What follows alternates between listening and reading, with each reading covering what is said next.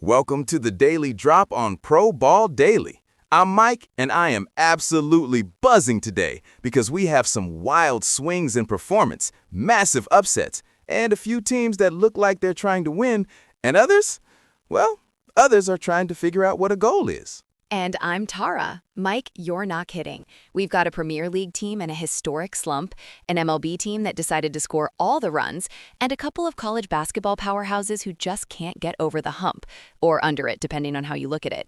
But let me tell you, the biggest shocker of the day for me is definitely what's happening at the top of the NHL Power Index. Utah Mammoth and Carolina Hurricanes are practically breathing down each other's necks. You're right to start there, Tara. Seriously, the Utah Mammoth at 71.7 points, just barely edging out the Hurricanes at 71.6. That's a .1 difference. We're talking about a hair's breadth between the top two teams in the entire league. And then Vegas Golden Knights sitting comfortably at third with 69.4. But here's the kicker. Who expected to see the San Jose Sharks in the top 5 at 65.7, and the Buffalo Sabres rounding it out at 63.7. That's a far cry from where both those franchises have been in recent memory. It absolutely is, Mike. The Sharks in particular for so long have been rebuilding, retooling, reevaluating, you name it, they've been doing it. To see them jump into the Power Index top 5, it really makes you wonder if this isn't just a hot streak, but a sign of a fundamental shift for that organization.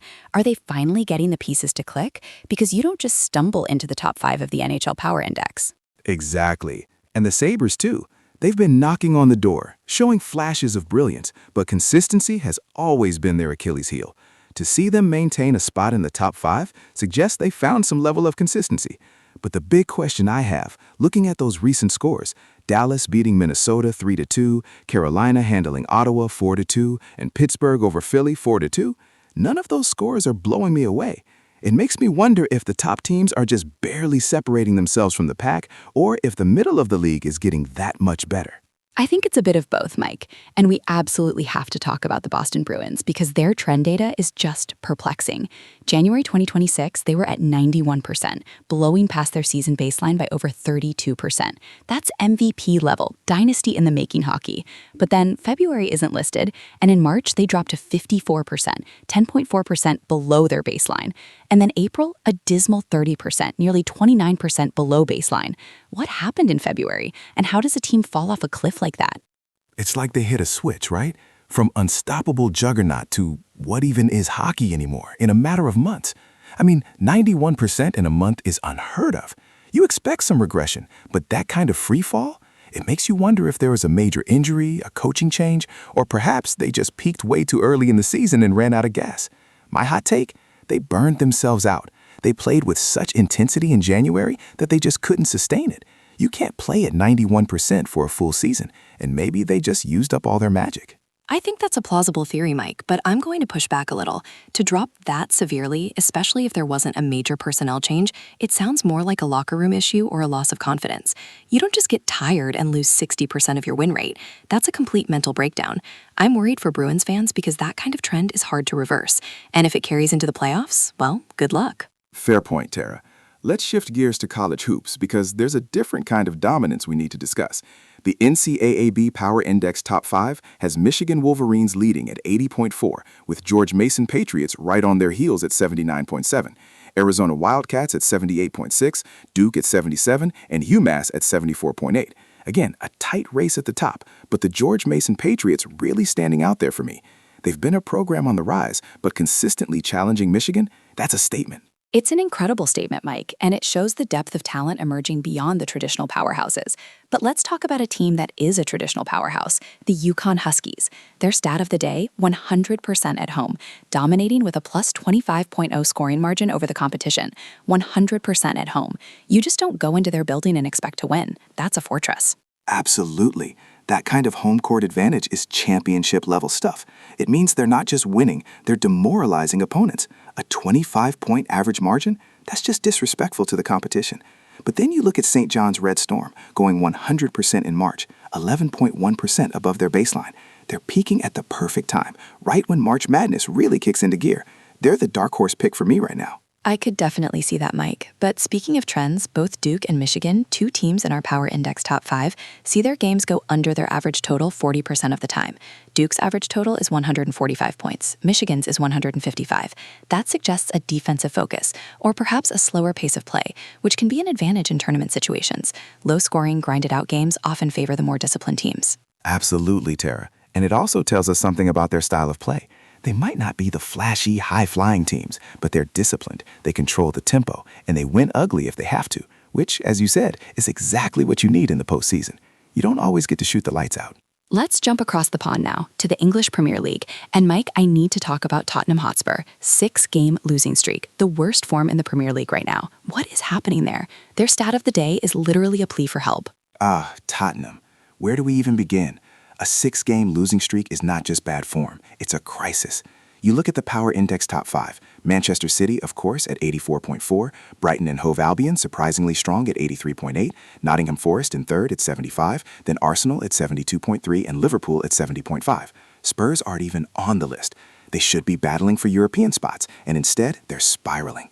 Is it the manager? Is it player morale? My take is it's a combination of both. When confidence goes, everything goes. And when you're playing in the Premier League, every team is good enough to punish you. You can say that again. And you see Arsenal, who just beat Newcastle 1-0, moving up and showing solid form. Liverpool also secured a 3-1 win against Crystal Palace. These are the teams that Tottenham should be competing with, not just watching them climb the table while they plummet. It makes me wonder if they're going to make a managerial change before the end of the season. At this point, what do they have to lose? A change feels inevitable if this continues. A 6-game losing streak can define a season, and not in a good way. The fans will be absolutely furious. Meanwhile, Brighton and Hove Albion sitting at number 2 in the Power Index, just slightly behind Man City, is a remarkable story. They've built something special there, a real testament to smart recruitment and consistent tactical approach. They are not a flash in the pan.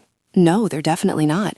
And Nottingham Forest in third, who would have thought? From fighting relegation scraps just a couple of seasons ago to now being a genuine contender in the Power Index. It's a fantastic narrative. It proves that money isn't everything. Good management and a solid team ethos can take you a long way. Absolutely.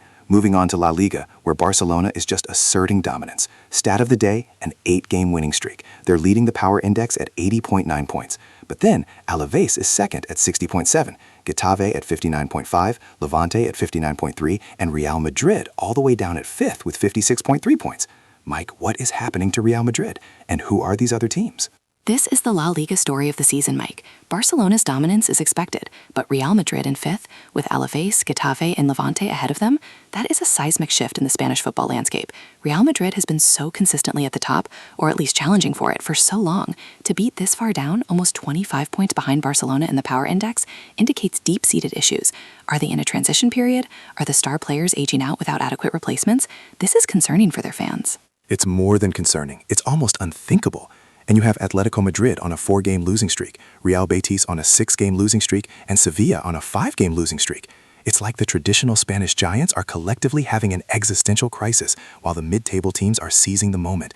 Alaves beating Mallorca 2-1, Atletico losing 3-2 to Athletic Bilbao, Barcelona beating Getafe 2-0.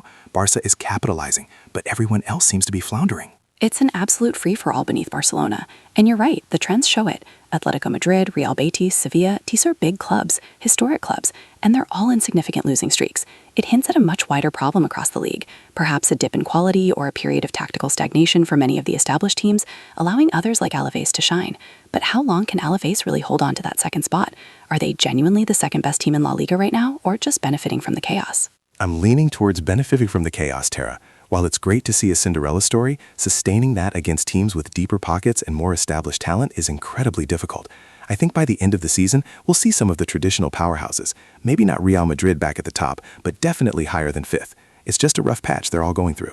Let's hit the diamond now for MLB. New York Yankees leading the Power Index at 69.4, followed by Atlanta Braves at 65.5, Chicago Cubs at 64.5, Cincinnati Reds at 59.6, and San Francisco Giants at 56.1. A strong top 3 there, but the biggest story from yesterday's scores has to be the Boston Red Sox absolutely demolishing the Baltimore Orioles 17-1, a 16-run blowout. 16 runs, Mike. That's not just a win, that's a statement. It's almost a psychological blow to the Orioles. To score 17 runs, your bats have to be on fire from top to bottom, and their pitching must have been practically non-existent. You don't see those kinds of blowouts every day, especially not at the pro level. That's a highlight reel game for the Red Sox, and a game the Orioles are going to want to forget very quickly. Absolutely. And we also saw Philadelphia beating Atlanta 8-5, San Diego over Arizona 6-4, Washington beating the White Sox 6-3, and Cincinnati taking down Detroit 9-2. Lots of offense yesterday. But let's talk about the trends, especially the Arizona Diamondbacks. They went 42% in March, over 10% below their baseline. But then in April, they shot up to 62%, almost 8% above their baseline. What's with the Diamondbacks' Jekyll and Hyde performance? That's classic early season baseball, Mike. Teams are still figuring things out. Pitchers are getting into rhythm, hitters are adjusting. March is often spring training hangover territory. But to see such a significant jump in April, it tells me they made some critical adjustments. Maybe a new lineup configuration, a pitching rotation change, or just key players finding their form. It's a positive sign for Diamondbacks fans that they can adapt and improve so quickly. And the Oakland Athletics also had a good March, 63%, 7.5% above their baseline. So while Arizona struggled, the A's were actually playing some solid baseball. It's a fascinating contrast in the early going for the West Coast teams. Absolutely. Now on to MLS, where the New England Revolution are leading the power index at 76.8, barely ahead of Real Salt Lake at